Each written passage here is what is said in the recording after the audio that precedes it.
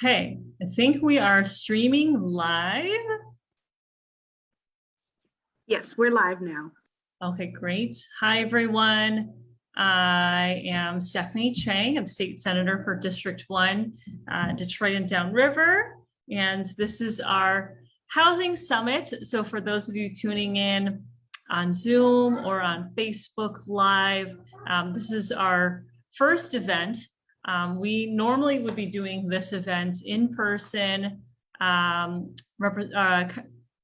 Council member Sheffield and I did a housing summit in 2017 and then again in 2019. And so now we're excited to be partnering again, also with Congresswoman Tlaib this year on Zoom. So we have a packed set of events this week. And so we're excited that you're joining us for our first event today, August 5th, and then want to make sure that people know that we also have our next part of the Virtual Housing Summit on Saturday, August 7th at 10 a.m. Same time or same place, same Facebook, same Zoom, and that will be focused on tenants' rights. And then next Wednesday, August 11th at 6 o'clock, we have a number of great speakers who will be talking about access, affordability, gentrification, and displacement. And then on Thursday, August 12th at 6 o'clock, we will have our final session, which is focused on affordability and home ownership. So we're really excited to be partnering on this housing summit. And so grateful that you all are here. Please definitely spread the word to others who may be interested in housing justice issues. So I want to again just say that we're so happy that you're here. Today, we're going to be discussing policy at the local, state, and federal level. I know that all three of us just care so deeply about housing justice policy, having seen the just dramatic effect of some of the issues on our residents. And so just so excited to be discussing the policies that we need to make change. So we're going to hear from each of us, Representative Tlaib, myself, and Council Member Sheffield, and then we're going to hear from you. So if you have questions, please feel free to put them in the Zoom Q&A or chat, or on the Facebook comments if you are watching on Facebook. So I'm going to hand it over to Congresswoman Rashida Tlaib to start us off. Thanks so much. Hello, everyone. I wish I was with all of you in person.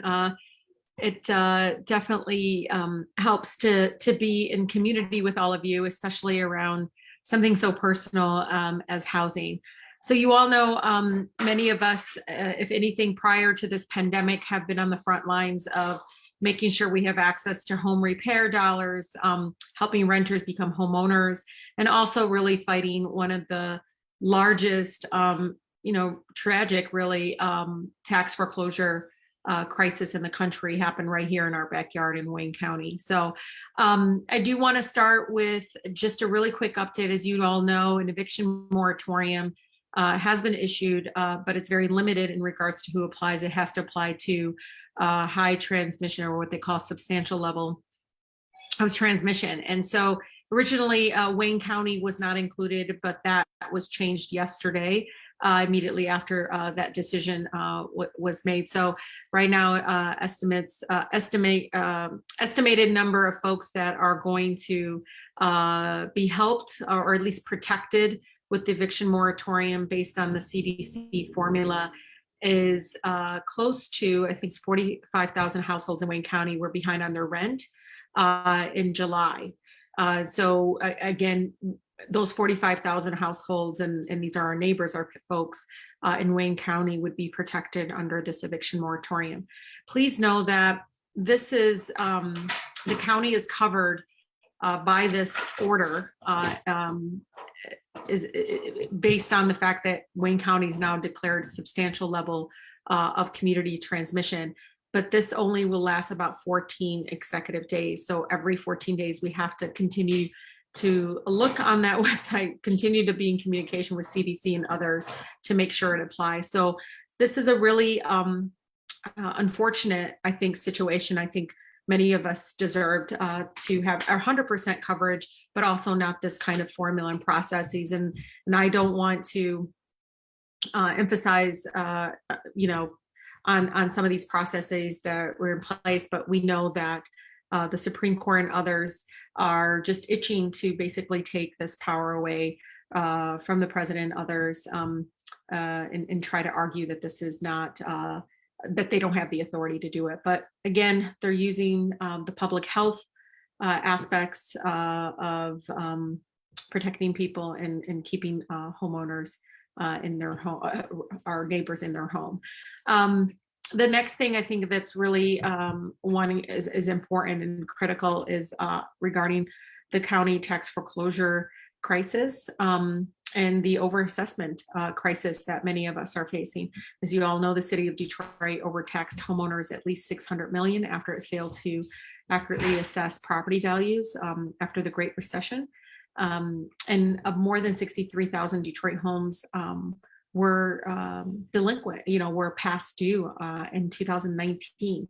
You all should know more than 90% of them were overtaxed by an average of 3,700 between 2010 and 2016. So this is a huge, big challenge that I know many of my wonderful partners at all levels of government are on this call, and we're fighting really hard on this.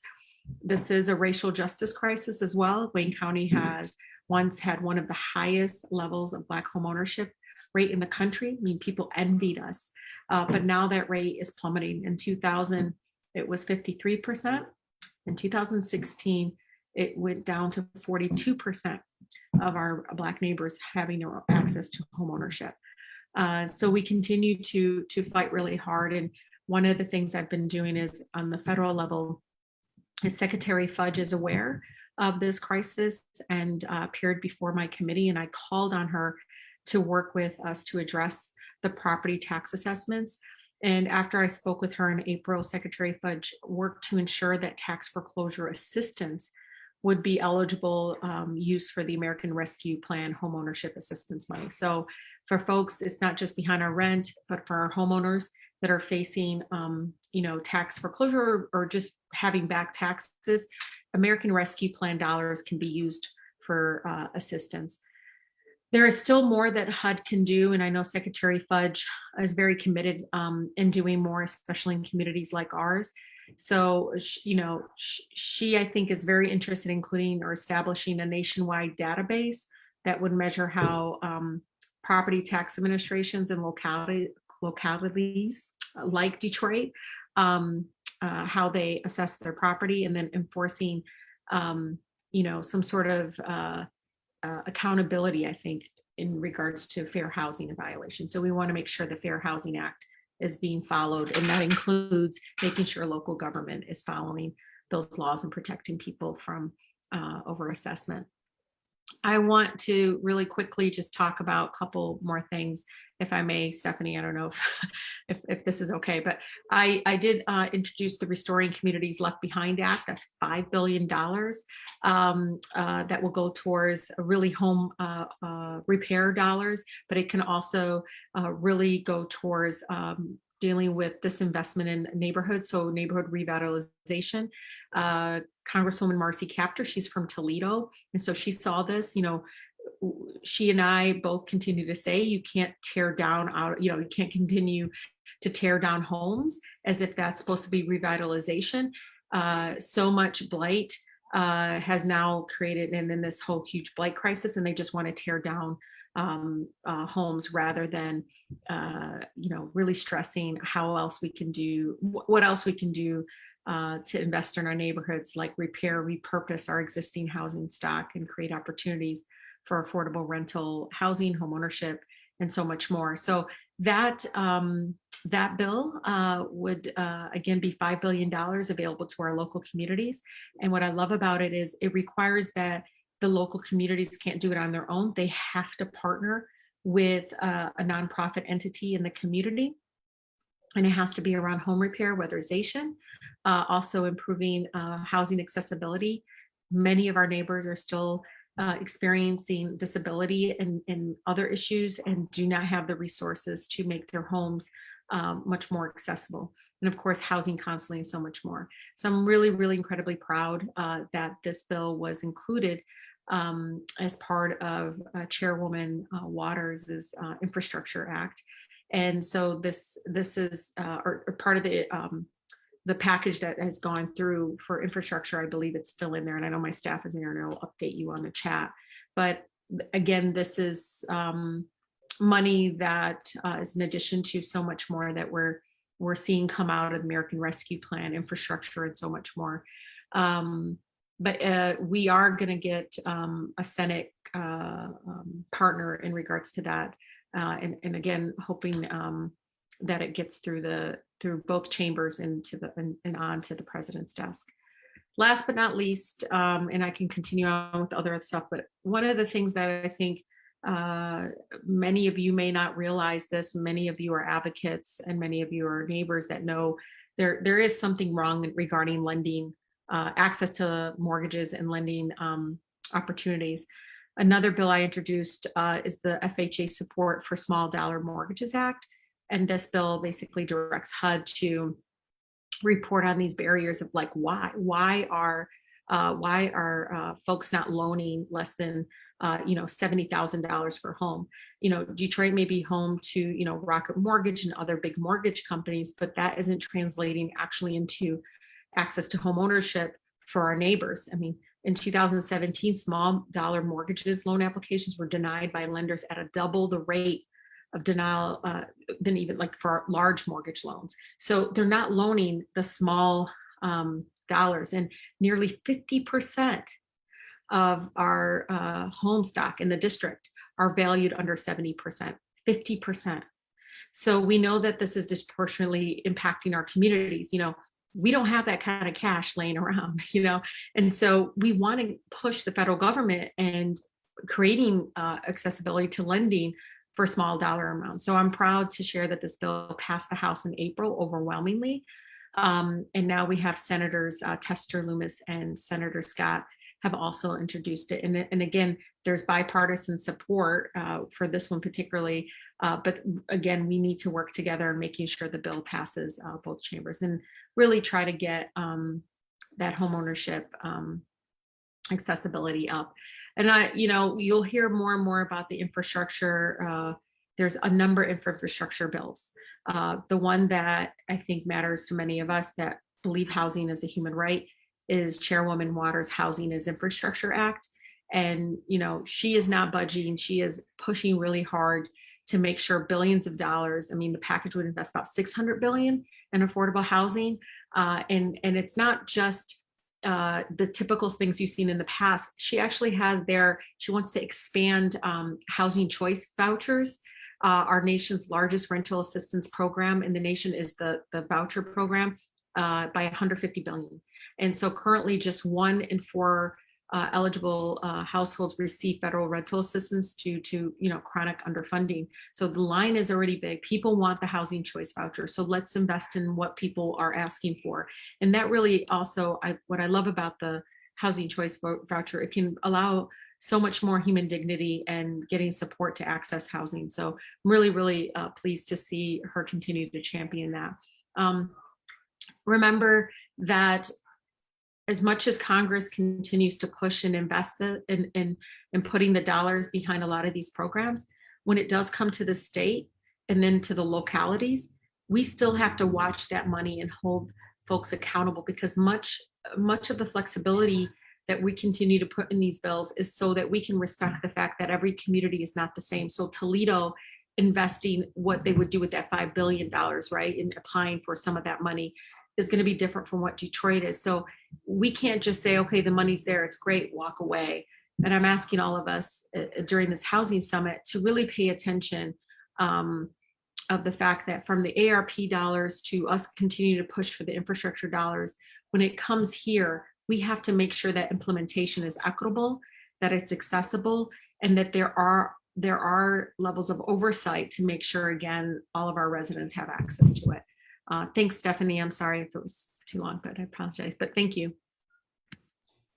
It was great. And we're actually early, I don't know, we're ahead of schedule. So it all worked out. Thanks so much, Congresswoman. I'm really excited about a lot of the legislation that's been introduced at the federal level. So I will share a little bit about some of the things happening at the state level. You know, I do think that this COVID pandemic has made a lot of people think more about housing than they maybe previously did, at least in the legislature.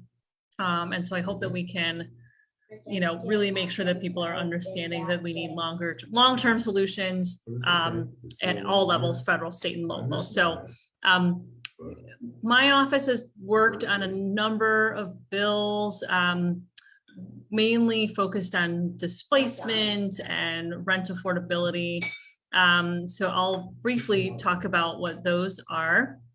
One that's actually less about rent. This one is actually more around vulnerable senior homeowners. One of the things that had emerged a few years back in talking with a number of seniors on the east side of Detroit in my then House district was that there were a lot of people that were really concerned watching new developments happening and wondering what was going to happen to the affordability of their property taxes. And so while we do have some protections around that, we do believe that we need to do more. So I have previously introduced a bill and will reintroduce it again sometime in the next couple of months, a bill that would protect vulnerable seniors from the effects of gentrification by freezing the taxable value of the primary residence. If you're a low-income senior and you've lived in that home continuously for at least 10 years, or if you're not a senior and you're low income, if you've lived in your home for at least 30 years. So, and this bill would apply to those who have a household income of 40,000 or less, because we know that there is sort of this middle section of people who are low income, but unfortunately don't actually qualify for the poverty exception. We got a little toddler turning into a bear over here. So that's one thing. And then I have a number of things that we have been working on with our colleagues that is around giving local governments back the ability to initiate various rent programs to help seniors, to help people with disabilities, or just restoring the ability for local governments to address this issue of rent affordability in whatever they want.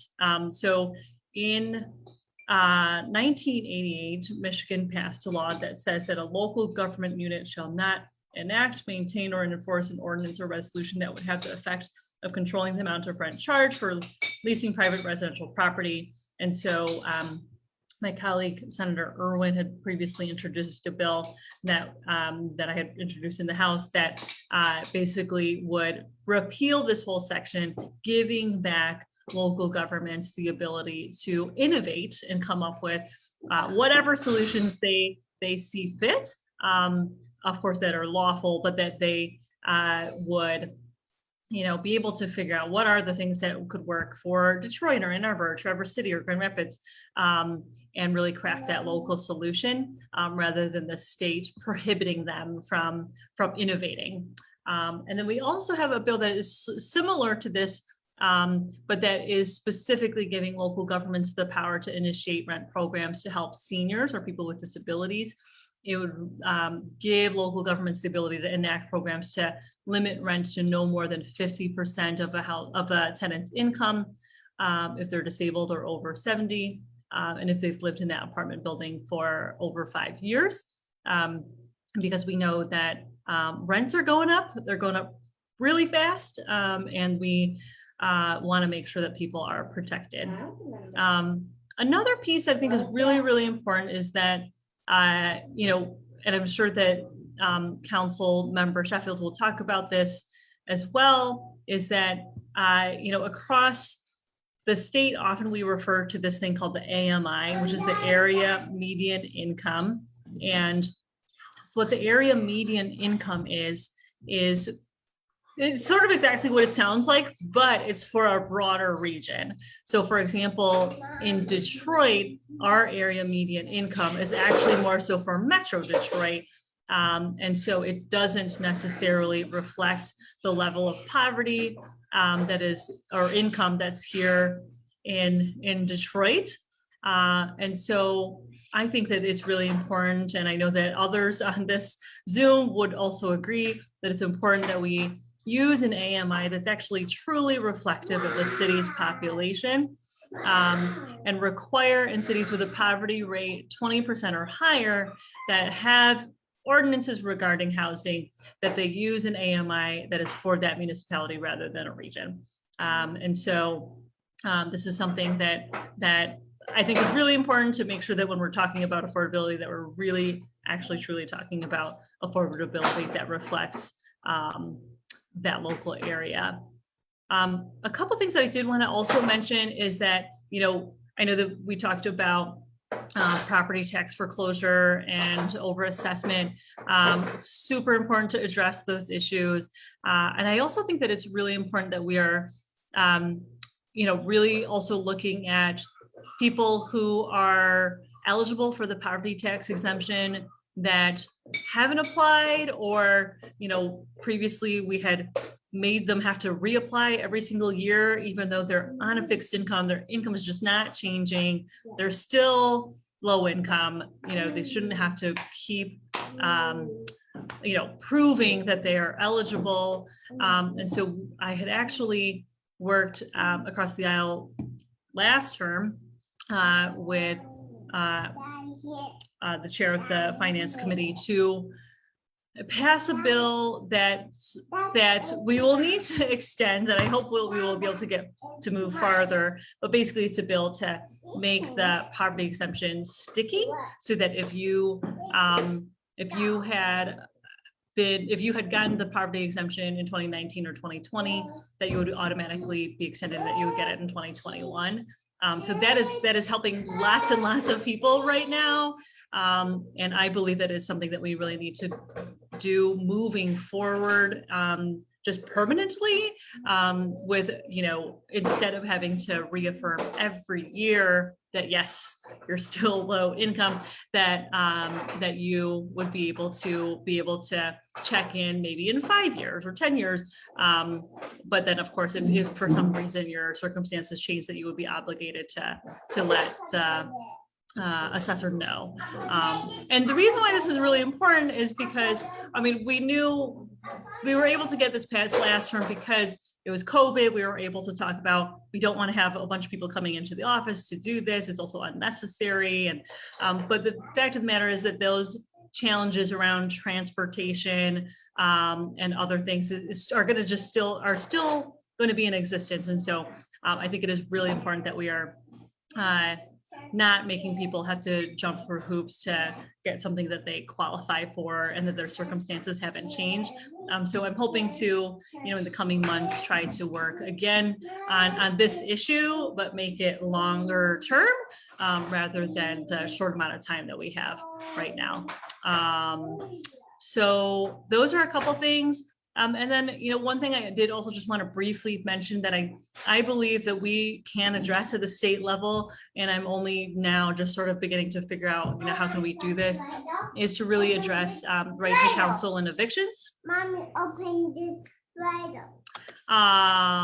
Play-Doh is to make sure that that everyone who is facing eviction is able to have access to an attorney in the same way that the state and the U.S. Constitution provide, that if you are accused of a crime, that you are afforded an attorney. If you can't afford one, that the government provides one for you. We do have a lot of great programs available, but it's not across the board, and it's not an automatic right. And so we do need to really address this. And I know that Councilmember Sheffield has been a huge champion of this issue at the local level, and that there's a lot of great things happening at the city level. But I also do very much think that it's something that we need to tackle at the state level as well. So, so that is it from me, and I will hand it over to Councilmember Sheffield to share what's going on at the city level.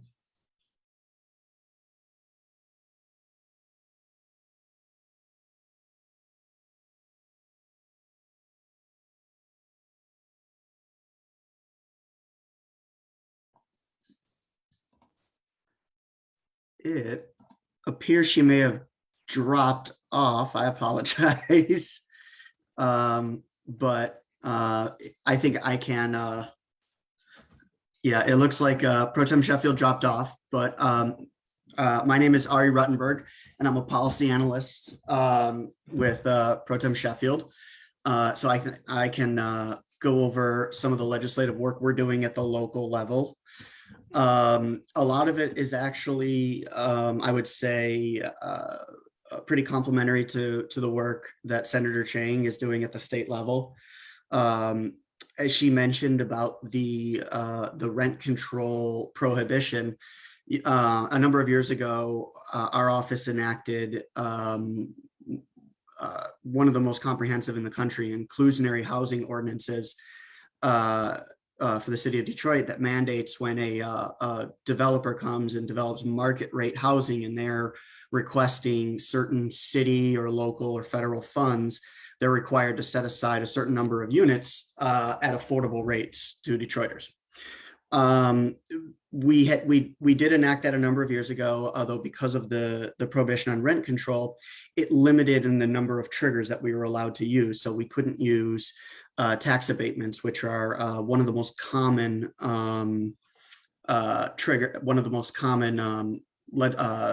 financing tools from the city for developments.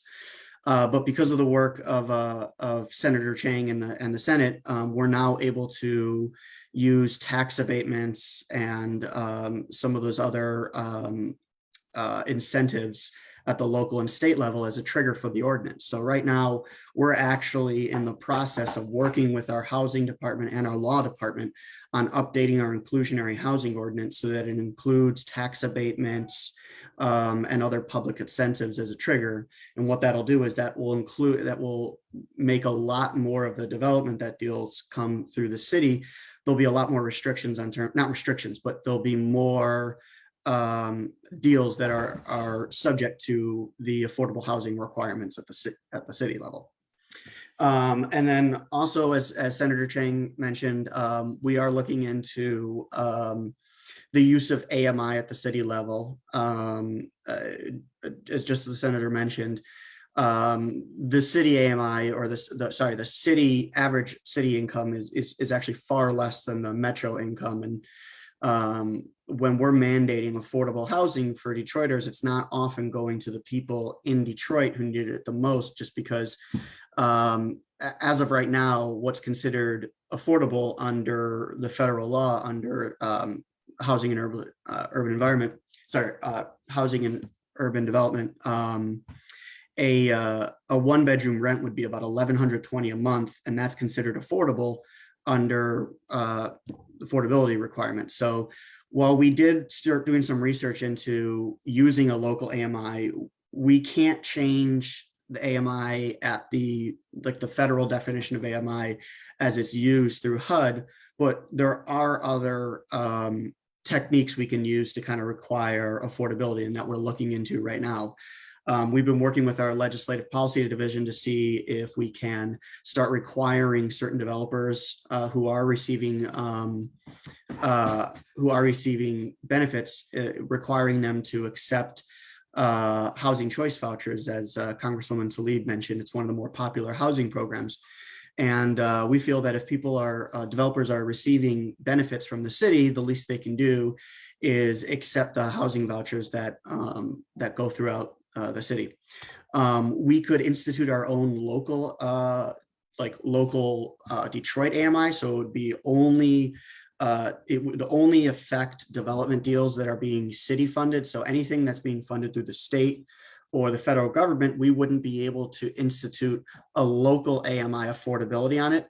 But if it is a housing project that is being partially funded by the city, we could actually institute a local AMI, and that is something that we're looking into. It's a little more focused than if we were to do it for all AMI, but it would make a difference. And then We're even looking at other stuff like lowering our affordability, what's considered affordable under Detroit. So right now, 80% AMI is considered affordable under certain rules, but we could lower it to 60 or 50% AMI, which would really tackle kind of the real meat of the affordability. Because I think the vast majority of people in the city of Detroit really fall within that 30 to 60% AMI range. Those are the ones that really need housing the most. There's a lot of programs for people at under 30% AMI, but there's not a whole lot of programs in that, what I call that donut hole. So we're actually looking into possibly lowering that threshold, at least for what we require in order to kind of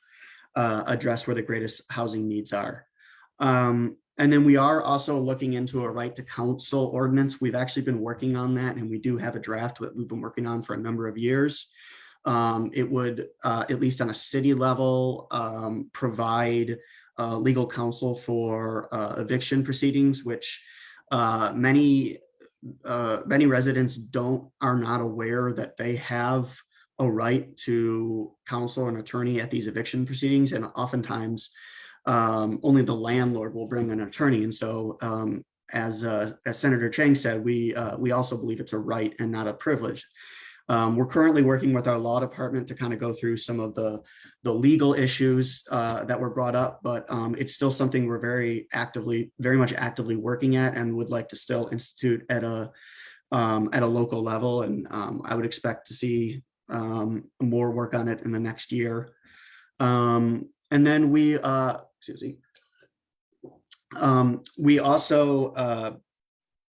funded the home repair grant program for the city. The city of Detroit has previously had about $6 million in senior home repair grants that provide grants for seniors for things such as like usually it's like roof repairs and installing ramps or stuff like that.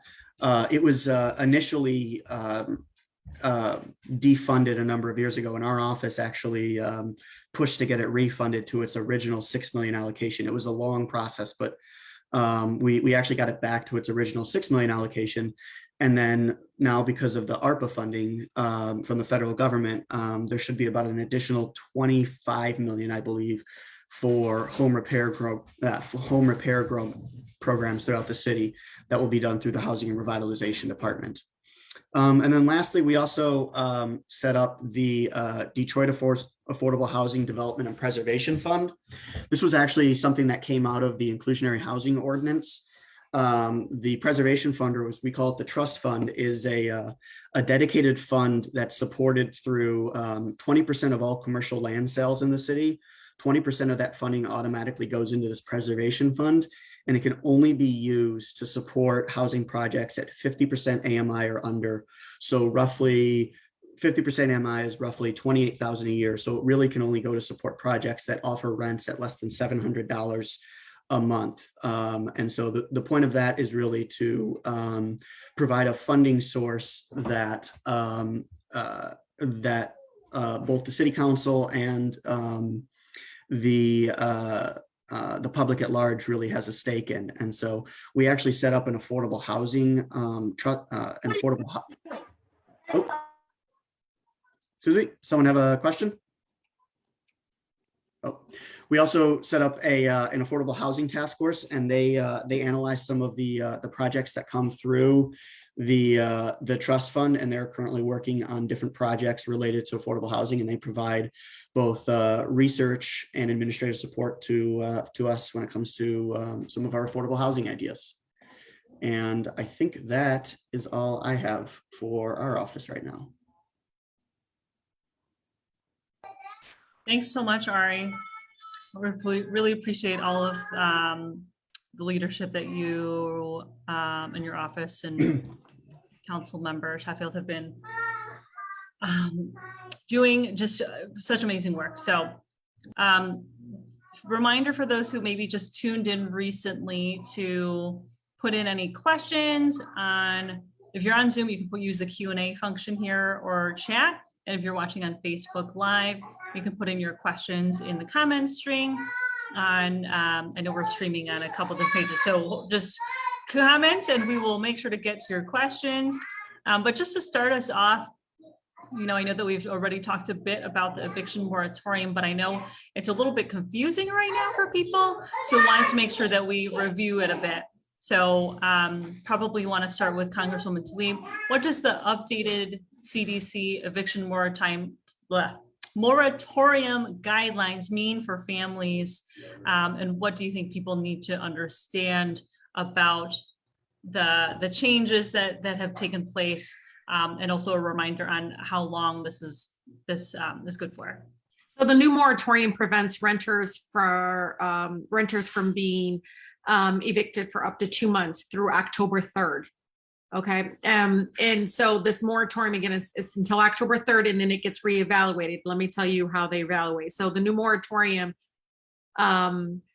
says that if a county is experiencing what they call, quote, substantial or high level of community transmission of COVID as defined by CDC, they will be prevented from being evicted for non-payment of rent. So this is going to be done in a way that they review it ever so often. So however, if a county is covered, so we're covered now, and if we're no longer experiencing what they call, quote, substantial level or high level of community transmission, then yes, that means possibility of us not being covered. But at this moment, we are covered until, I believe, October 3rd. And if anything changes, and again, my staff is on here and they can, and this is something that we worked with the CDC and others yesterday, is making sure the moratorium, does require renters to be protected, but at a point, again, as long as the county is covered. So there was a lot of confusion yesterday. Is Detroit covered? Is it not? It is absolutely covered. It's within Wayne County. And Wayne County right now is under CDC. If you go on their website or under, they're classified as substantial level of transmission. So we are protected right now under the CDC eviction moratorium extension. Is there anything of clarity that any of my team members want to emphasize here? No more clarity, but you are correct. And I just posted the link in the chat just to show that we're considered right now to be under substantial. Yeah, and one of the things I would, as folks are listening in, I mean, what we really need to do in the long term is we have to get rental assistance resources into residents' hands as soon as possible. So I'll put the link in the information for Wayne Metro Community Action Agency. If you know anybody, please don't wait until the eviction moratorium is up. Please apply. This is millions and millions of dollars. I mean, the federal government, we allocated $47 billion to help with rental assistance. Only less than $4 billion has been allocated. And that's primarily because one, there's been issues with implementation, but now in Michigan, the money should be available. And so we know that we want to get you all in the system of asking for those funds and to be able to get, I think it's up to a few months of rent or back pay. And again, Wayne Metro Community Action Agency does a lot of this over the phone, I believe. And they will set up an appointment with you. You can, again, get this information. They also will work with the landlord with you. And again, applying for the rental assistance. Less than $4 billion has been allocated. We got to get the money out the door. That's a tremendous amount of money nationwide. But I know Michigan is now finally been able to get the program up and running and much more aggressively. Other resources that we need to fight on, and not just the money, is making sure we have the right to counsel attached to some of these eviction processes, expungement, of eviction records and all these other issues. Because the biggest worry, y'all, is if we wait too long and folks get that eviction notice, great, might be able to, not great, but if we might be able to help them find another rental unit or house, that eviction is on their record and can cause them to be unhoused for far longer, and the challenge gets worse. And so we need to really do our best now. We have time to really get to many of our families and others that qualify for rental assistance right now to please apply. We don't want to wait until we're not listed on the CDC website as a substantial or high level of transmission. And again, I don't think the governor or any other entity has made any sort of announcement that they would be able to have authority or whatever the legal terms they're using to protect folks if the eviction moratorium does expire for our county. But right now, through October 3rd, we have a protection. Use this time, please, to call Wayne Metro Community Action Agency and apply for rental assistance. Thanks so much. Yeah, I know it's really important. I know also that I had seen some numbers and I don't have it in front of me right now, but that MSHDA, our Michigan State Housing Development Authority, had been tracking, what was the number of cases that have come in, and but that we still have so much more money that's available that we can help people out with. And so just echoing the Congresswoman that it's so important that people are applying. Dana had a question on Facebook. I think we sort of already answered it, but I just want to make sure. She said there are already landlords and lawyers getting ready to fight against the new eviction moratorium because it leaves room for interpretation with the high COVID transmission piece.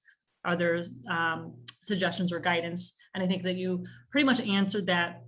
So that's really important. And I know that we also did put in the link to the— Yeah, this is an advocate. Is it Laura?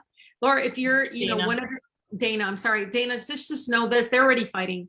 Right now, why the many of the governors and others who support us moving forward in protect, because we know keeping people in their homes actually decreases transmission. I mean, we're saving lives by keeping people housed. And so you should know, yes, they're behind the scenes. There are many folks, real estate developers and others, who are pushing people in power, including Democrats in leadership, to not do it, but they're also using the courts. So if this goes to Supreme Court, what I'm understanding is people think that it's not going to be successful. And so what I think the Biden administration was trying to do as much as possible is basically tie it to COVID as much as possible. I can tell you, I mean, many of us would say, well, just do it all hardcore and go fight in the Supreme Court. That's probably what I would have done. But in this instance, they decided to go this route. I appreciate that they decided not to do nothing, but they did allow it to expire, and it caused a lot of, I think many of us were very, very angry and upset that it happened the way it did, but they did come back and say, okay, if it's these counties that fit these criteria, then sure, it's protected. And again, I think it's because of the legal issues and the fact that, yes, you're absolutely right. They're ready to fight it. But no, right now we're protected. And $47 billion is not a little bit amount of money. But what we're hearing is we can't move fast enough because this is the most vulnerable among us. So we have to get this information out. So I know myself and Stephanie and Mary Sheffield, we're going to go and work with our faith leaders, work with other entities, really getting folks information. I don't want to wait until folks are getting eviction notices for them to go to Wayne Metro Community Action Agency to apply. Please don't wait. And again, we this is just a Band-Aid that might get peeled off very easily. And I know I'm supporting Chairwoman Waters to make it legally through Congress, through an action Congress, to make this a permanent eviction moratorium, at least until the end of the year. But what I understand is they don't have enough Democrats to support it, unfortunately, and they don't think it's going to pass the Senate. So this is what we have now, is the CDC process. So Dana, please know that you're absolutely right, but please don't let us stop trying to get folks in the system to get this rental assistance that we fought so incredibly hard to get this money. It was one of, the biggest obstacle was to say, we have to pay for this. This is how we save lives, is keeping people housed. Thank you. I'm wondering, how do people track whether or not our county is going to change or not, about whether or not we're included? Will that be on the CDC website, or should we expect the county? And you said it's every 2 weeks that they update it? So from what I understand, and they heard an earful from me yesterday, but it was basically, we have to check every 2 weeks. Okay.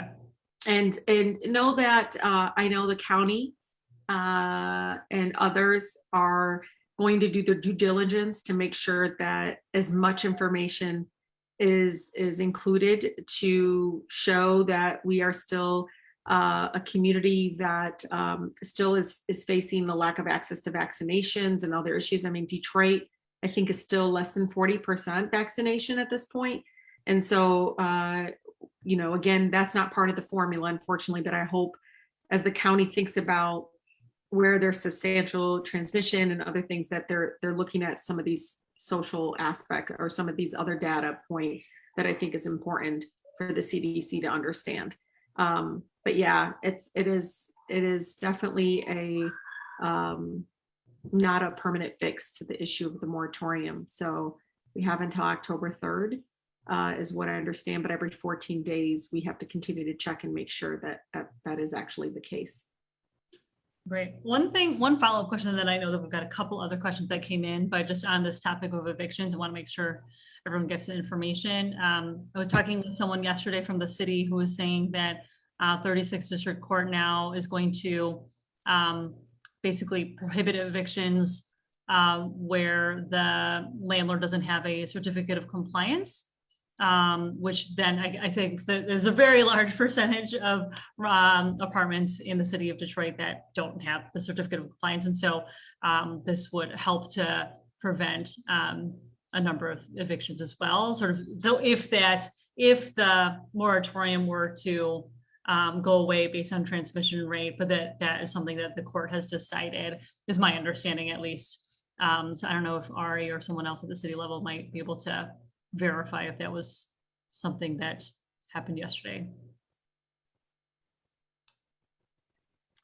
I talked to Chief Senator Judge. Chang, I can speak to that. They did concur with the 36th District Court that they put in place a structure that if landlords do not have a certified certificate of compliance with the city, that they would not be able to proceed in an official eviction with the 36th District Court. So they did send around some guidance for that just yesterday.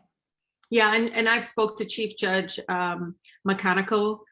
He is very much trying to ensure that people stay housed, and that means making sure everyone is in compliance and not allow the tenants not to also have this level of protection. But I think it's important to know that even as Wayne Metro Community Action Agency is helping residents, we continue to hear that landlords have to provide documentation, right? So a lot of our neighbors don't have actual leases. Some of them are expired, they're month to month. So I know they've been working hard to try to create kind of a form that says this is how much this person pays and how much they owe, please sign off. And unfortunately, not all landlords want to come out of the shadows and sign off, because it is also, when you sign for this program and get these dollars, you also agree not to evict that person. You can't just walk away and take the money and still kick out the family. So know that there's that level of protection as well. As soon as you apply for that assistance, your landlord, that property owner will get paid, but you also will be protected from eviction.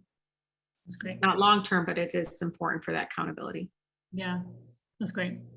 Okay, a couple questions. We had Reverend Ross had a question on Zoom, and then we've got a hand raised. So we'll do Reverend Ross's question first. That is for Congresswoman Tlaib. While improving FHA support for small dollar mortgages is important, it doesn't address the fact that Blacks are denied mortgages at twice the rate of white people. No, absolutely. And I think Chairman Al Green has a number of bills in regards to that. And, the FHA bill is specifically talking about some of the best practices, but also, requiring that they implement some of those processes that actually access those dollars.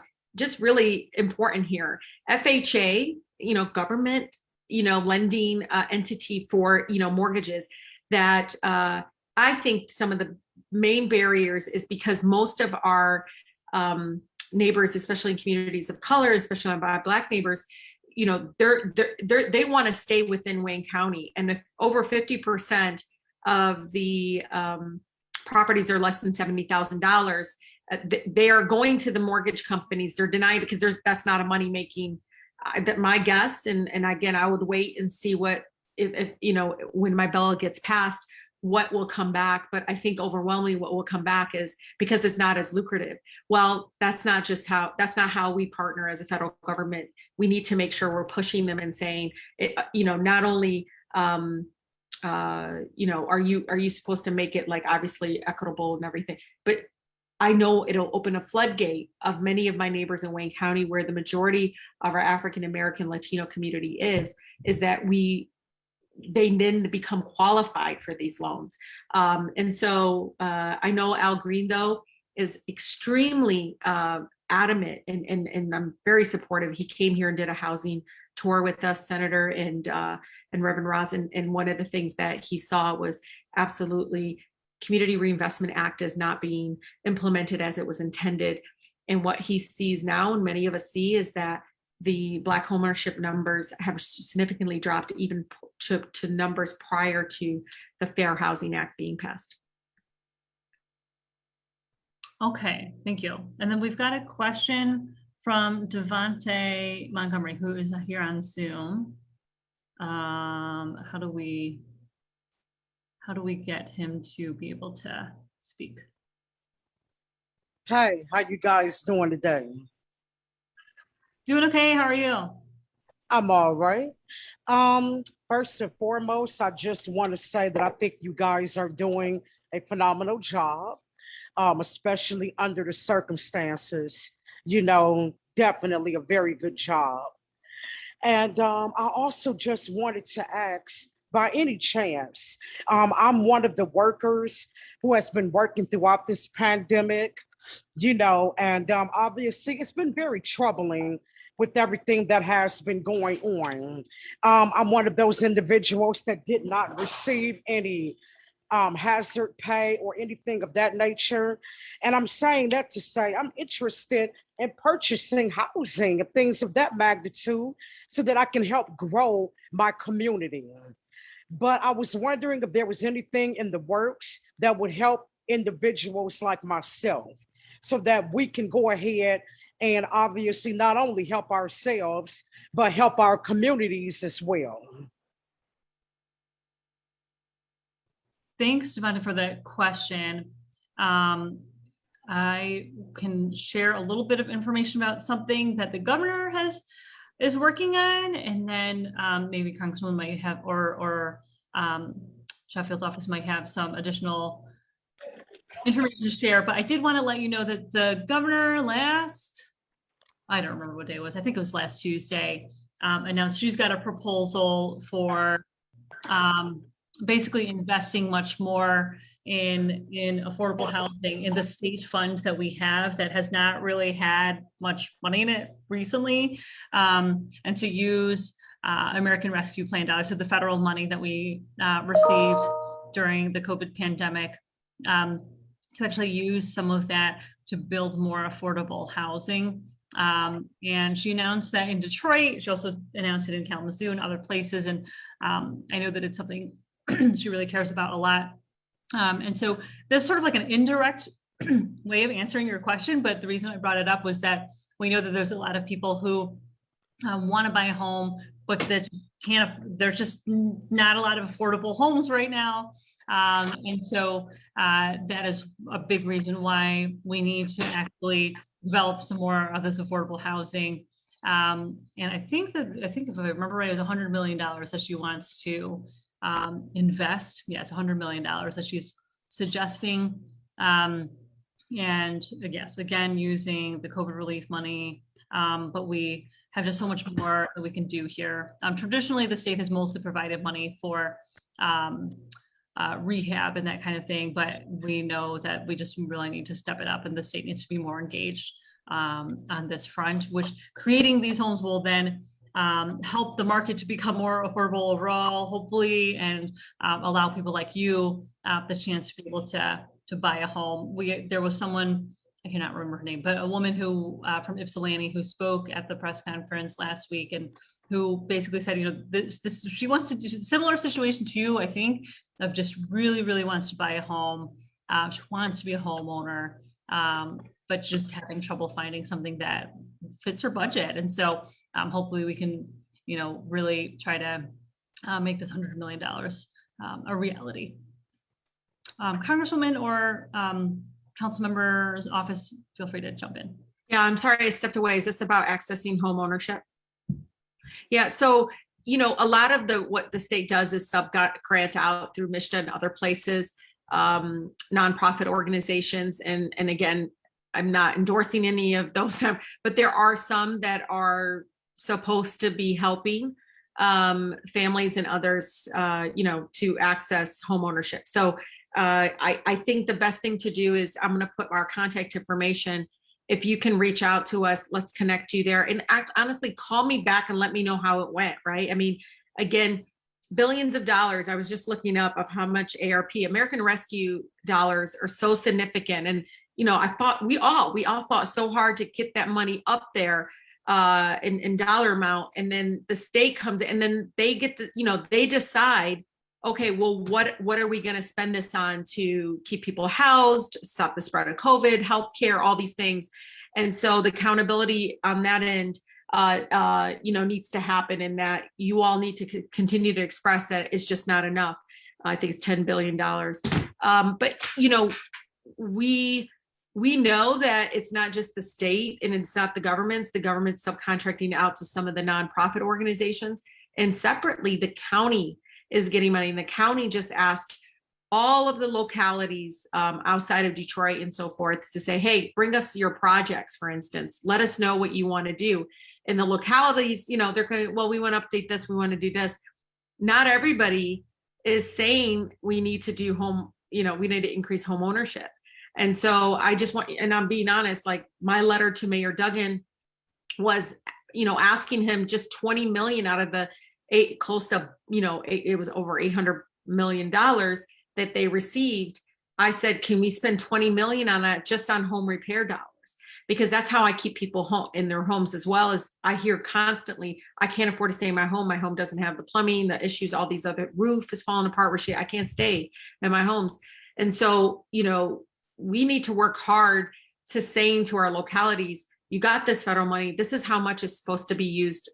We said there what it could be used for, but we left it flexible primarily because that's what folks are asking. We're saying keep it flexible because we don't know what the needs are during this pandemic for each state and each locality. And so I want to at least get you connected to folks that I know have received funding to be navigators to do the housing and connecting people. Many of these people are getting also additional money from the banks directly, so they can comply with what they call Community Reinvestment Act. So I want to connect you to some of those agencies that might be nearest to the community you live in. And then, report back to us and say, it worked, it didn't work, this is what they asked us. I like that because at the end, if it's the bank continuing to deny you, then I need to know. If it's the process that continues to leave you out, then I need to know so that I can go back and fight and say, nope, this is bureaucracy, this is red tape that is actually leaving communities like mine out. It doesn't work, because equally important, not only the dollar amount, is the implementation. If implementation is not allowing accessibility, then it's not working. And I know my folks put in the chat our contact information and list of housing agencies. And again, these are folks that are there to help people. And we've sent folks there, had very great success stories, but not everybody knows where they are or what they provide. Thanks so much. Want to just read a couple of the comments that came in on Facebook. Stephanie Young, I think, is this Representative Stephanie Young, said that's the biggest problem we've been experiencing. I think this was in relation to a previous comment, but uncooperative landlords, even though it would benefit them, so this in relation to the Sierra program. And then Dana replied to Stephanie, just chiming in exactly that: rental assistance across the board benefits landlords just as much as renters, but landlords have the right to be uncooperative, and it's frustrating. So we hear you. Definitely a big issue. And then we had a comment, I think that a comment from Alan, who had a little trouble hearing Ari talk about the inclusionary housing ordinance. And so his question was, if you could just review again the policy for property owners and developers that are receiving some type of financial incentive from the city, and they set aside X units that are certain percentage of AMI. He just had a little trouble hearing you. So if you wouldn't mind just restating that, that'd be great. Sorry.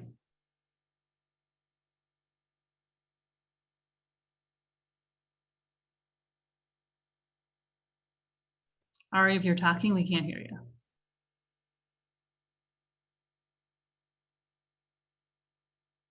Okay, we'll have to come back to that. Yeah, and I know my folks are going to put this in chat because I couldn't remember the Chairman Al Green, who's really trying to get to the issue around the fact that many of our Black neighbors continue to get denied access to lending. It's $700 million funding for nationwide fair housing testing and fair housing enforcement. And so that's a particular thing that he's working on. So I just want you all to know on a layer of it. But I know what's going to budge is pushing them to loan less than 100,000 is going to be huge, I think, lift, because most of the people that are applying for that are people like my folks that I know are going to need us to nudge and push and say you should loan folks less than $100,000, which is a significant amount of our housing stock right now. Yeah, and we heard it all. I don't know, Stephanie, you heard this all the time. People are out like taking these homes, are paying cash, and they're not, and that's impossible for our residents. But it's also just so unfair that it's because primarily that many of these mortgage companies and folks that are administrating the FHA option are not offering that amount. But it's Rep Al Green's Housing Fairness Act, which is going to really get to the core of why Black homeownership numbers are decreasing so much across the country.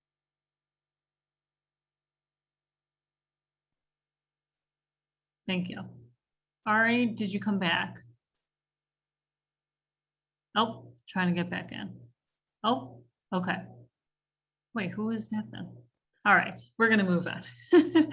I think that we may have covered all of the Facebook and Zoom questions. I did want to just sort of bring up one general question around equity. I know that we've sort of talked about that a little bit here and there, but just wondering if we can spend a couple minutes talking about what does equitable housing look like? What do we envision? Because clearly we're so far away from it, but what does equitable housing mean to us?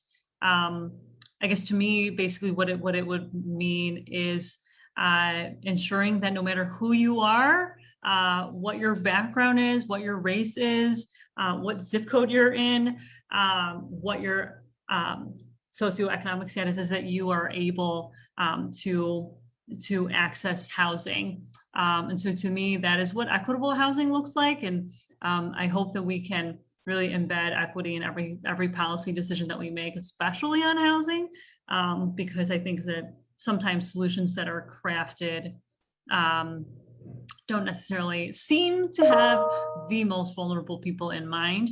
But I'm hopeful that we can just continue to talk about equity and continue to talk about how important it is to address this. So Congresswoman, do you want to chime in on what equitable housing means to you? And what would it look like? And what it means for my residents is actually being housed. And the fact that they continue to be left out of so much of these opportunities to be able to thrive. And it's structural racism, really. It's systems that have been set up where you have credit reports having, medical debt on there. That's 90% of what gets on your credit report. That impacts the fact that some don't even have access to credit lines and so forth, continue to be denied, so they don't even get to build it up. I hear it from my folks straight out of high school, going to become, serve our country, veteran, comes back, doesn't have great credit.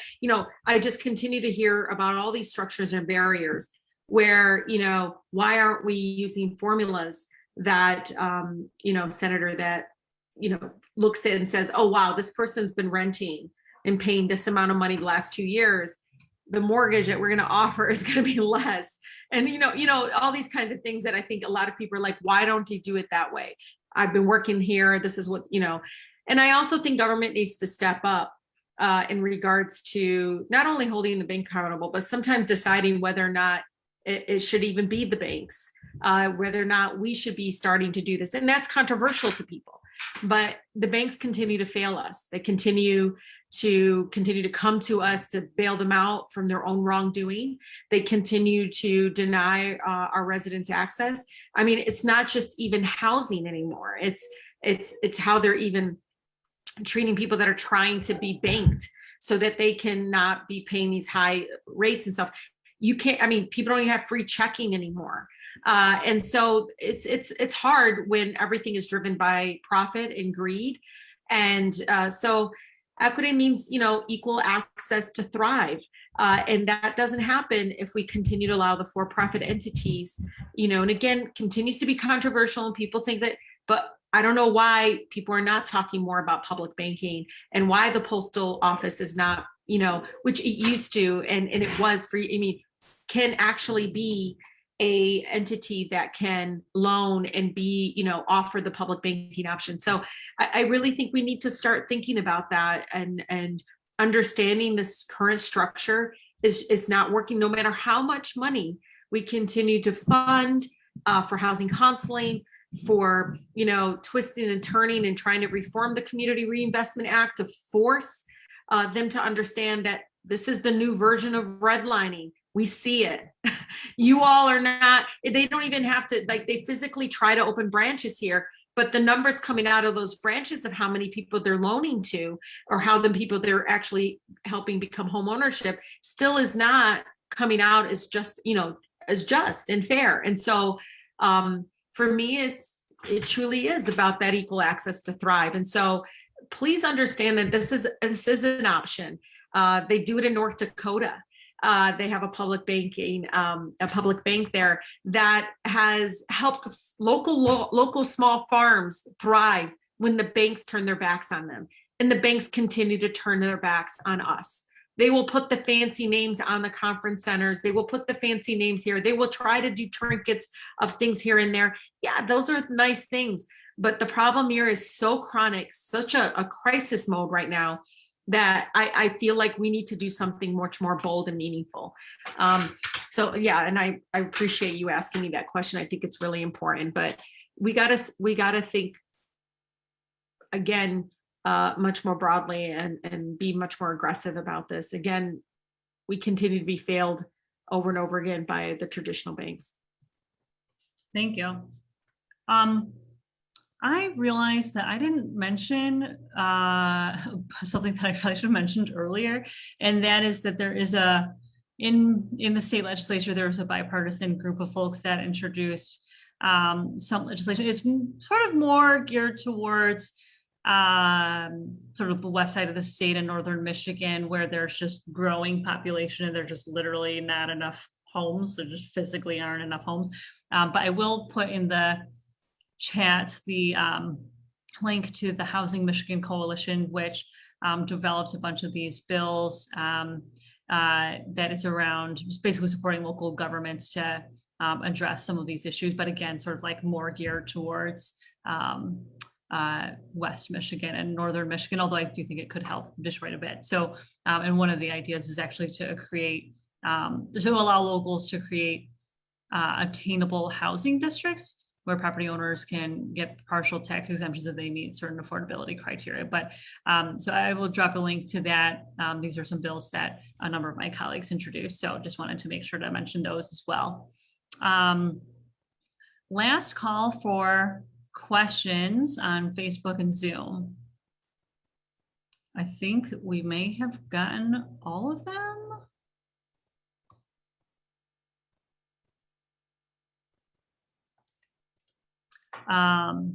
So I think we can end early. I will make sure to put in our contact info as well for our office, and we just encourage people to attend our next set of events. We've got an event on Saturday. Oh gosh, I lost the. We've got an event on Saturday as well as next Wednesday. and next Thursday. So if you want to join us on Saturday, that will be focused on tenants' rights. We'll have Claudia from the United Community Housing Coalition doing a really important and engaging workshop around tenants' rights. So if you've got tenants' rights questions, please join us on Saturday at 10 a.m. On Zoom or on Facebook. And team members, what did I forget? What did we forget? I think we got everything.